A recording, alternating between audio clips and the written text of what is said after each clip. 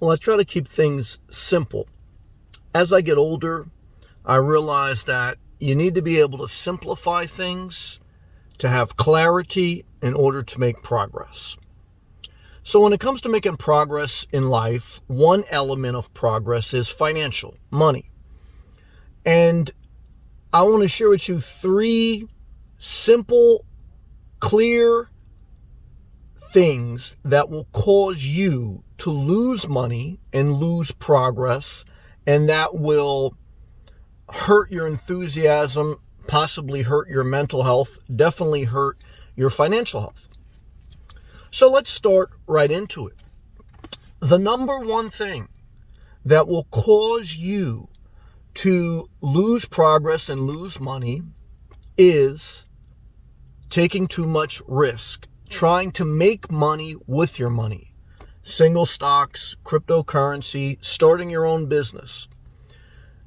These things are high risk. It doesn't mean you shouldn't do them, but it means that if you're trying to make progress in life and you are hurting yourself, self-inflicted wounds, you're not going to get ahead and you may struggle to get by. You're going to lose money. There's nothing wrong if you want to do single stocks, if you want to do day trading, if you want to do crypto, if you want to have your own business.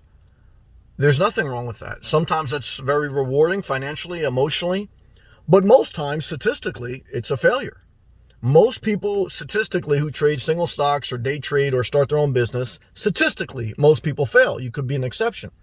So you just have to be mindful. You can do it, but you have to have a small percentage of your net worth or your money doing it. And if you're in this pattern of losing, you have to know when to stop.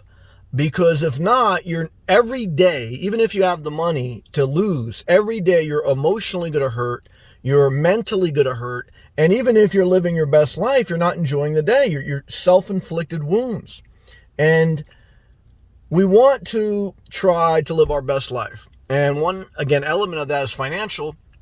And so to make progress financial, to see your net worth go up, simply start by not making your net worth go down, okay? You're losing too much money. Number 2, addictions. Addictions will not just hurt you physically, but financially.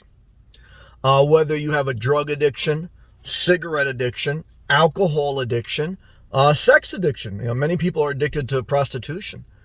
Addictions are something that destroy you financially. Gambling addiction. Whatever addiction. And again, they manifest in other elements of life, but there's really no clear answer for that. You just acknowledgement. What's a step of a AA program per se is admitting that you're addicted.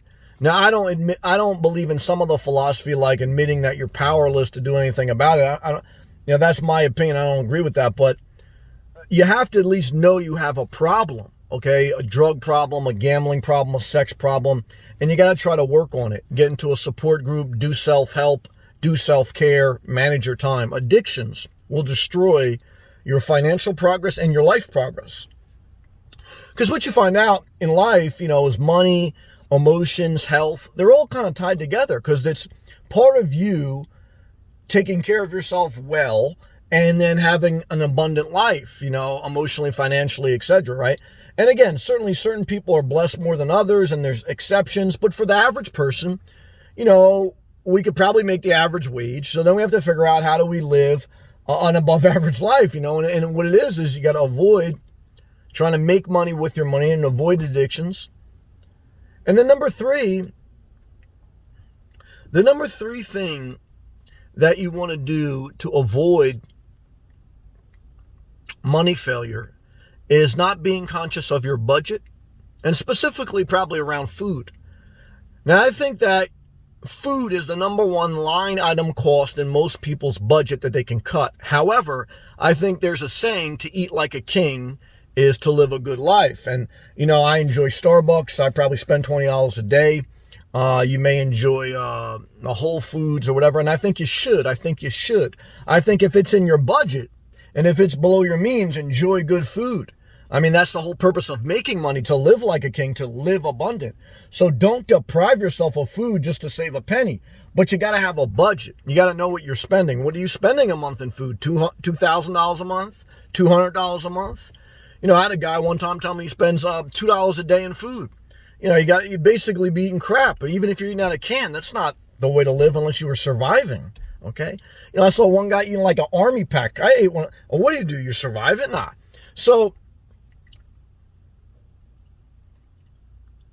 just knowing a budget is the first step really to financial independence. Why? Because you have to know how much your income is. Then you have to know how much your expenses are. And then you have to figure out a budget where your income is greater than your expenses.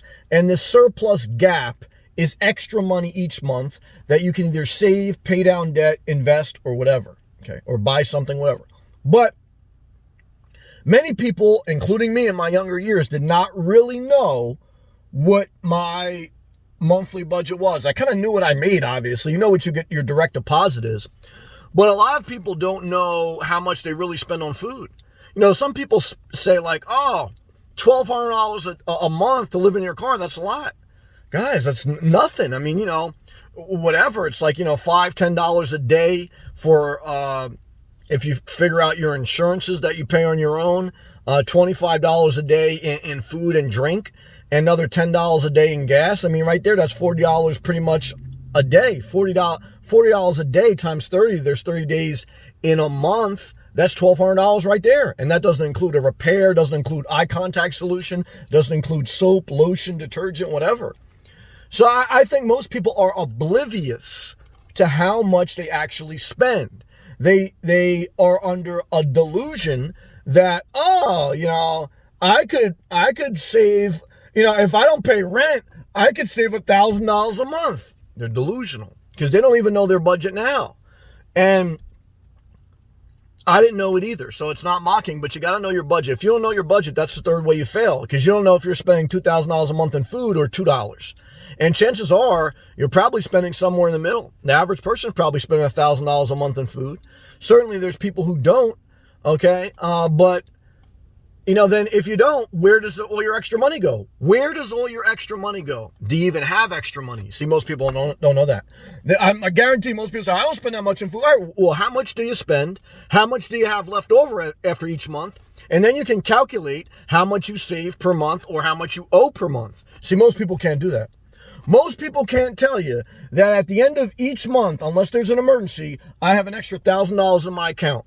Therefore, every year I save $12,000 a year. Most people can't tell you that. Most people don't have that. What do most people have? They don't know. They're just kind of getting by. They probably have a couple grand maybe for a real emergency, if that, you know. So let's summarize. The number one way you lose money is trying to make more money with your money. You work hard or you're on a fixed budget with Social Security or disability. Don't lose a big percentage of that money trying to make more money. Easy. If you want to take a small percentage of it and risk it, fine. But don't let that be more than you save every month, because then you're going backwards, not forwards. Number 2, addictions. Drugs, sex, gambling. They'll destroy your money bag and they'll destroy your life. It's not easy. I have empathy. But you have to at least admit that that's a problem that you need to deal with in some way. Number 3, you don't know a budget. You don't know how much you make or how much you owe each month. And if you don't know that, you're not going to make progress. You're just going to keep getting by and hope that it keeps going that way. And that is a video. I think this video of 3 things gives you value. If you believe it gives you value, click that thumbs up. That's free. You're not spending any money. Click that thumbs up, you cheap bastard. Okay? Click the blue join button if you want, compensate me a little bit for this. You get unlimited access to all my live feeds. Check out my playlist, which has thousands of free videos. And if you want to be a YouTuber, be it on the side. Why? It doesn't pay much money, if any, for most people, but over time it can grow into a good side hustle. And you still have to be consistent. It's still a level of a job. Okay? And at the end of the day, your job is to take care of yourself well, physically, mentally, emotionally, and even financially. And if you do that, you may not ever be a millionaire, but hopefully more of your days on this earth will be good versus bad. And that's how you live your best life. Just try to have more good days than bad. And most of your bad days, at least I can reflect on my life, a lot of them, not all, but a lot of them are self-inflicted wounds through our decisions. And we have to take accountability for our life, or else our whole life will be a disaster. You'll blame your parents, you'll blame society. And the truth is, a lot of it, especially for those in a first world country, self-induced. Okay. So all of us have to try to work on ourselves, okay, and go from there. Thank you for watching. I'll see you in the next video.